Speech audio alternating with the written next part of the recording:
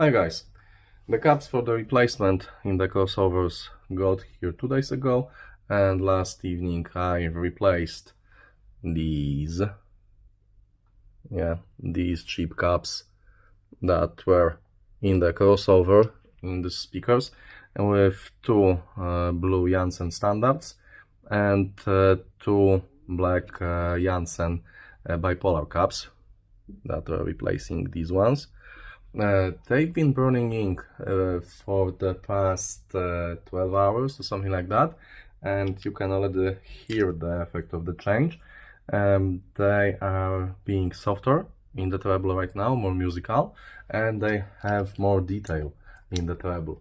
I'd say that the change affected mostly the treble drivers so far, because it will take about, I think, 50 more hours to do a proper burning and to for the caps to be fully ready.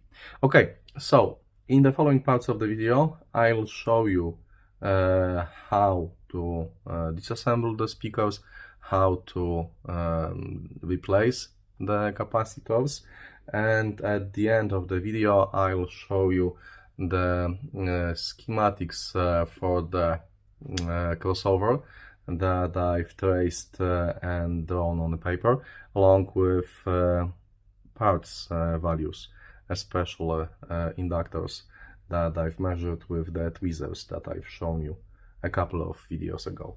So enjoy and have a nice day. Hi guys, this would be a quick carpet video on recapping these Oatlon speakers. So if you've seen my video review for this, you've seen that the crossover inside is quite low quality crossover with very cheap capacitors, and that would be my first upgrade. So I got two of the Jantzen Audio Standard Z caps. As you can see, these are 4.7 microfarads, and I got two bipolar Jantzen 18 microfarads caps for the crossover. I also may replace the wiring inside. This is some cloth speaker cable that I got locally, and it's been lying here unused in my drawer. What you'll need to disassemble the speaker: you'll need hex-free nut screwdriver, and you'll need Phillips screwdriver, and you'll need to remove this. So the first thing, we need to remove these bolts and remove the driver.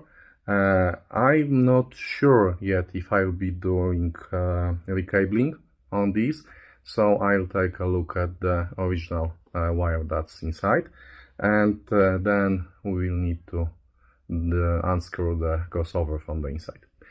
So see you in a minute. Hi guys, this would be a quick carpet video on recapping these Oatlon speakers.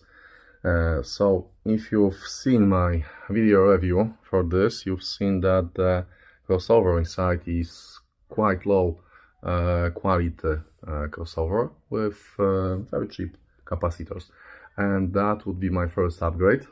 So I got two of the Jantzen Audio Standard Z caps. As you can see, these are 4.7 microfarads, and I got two bipolar Jantzen 18 microfarads caps for the crossover. I also may replace the wiring inside.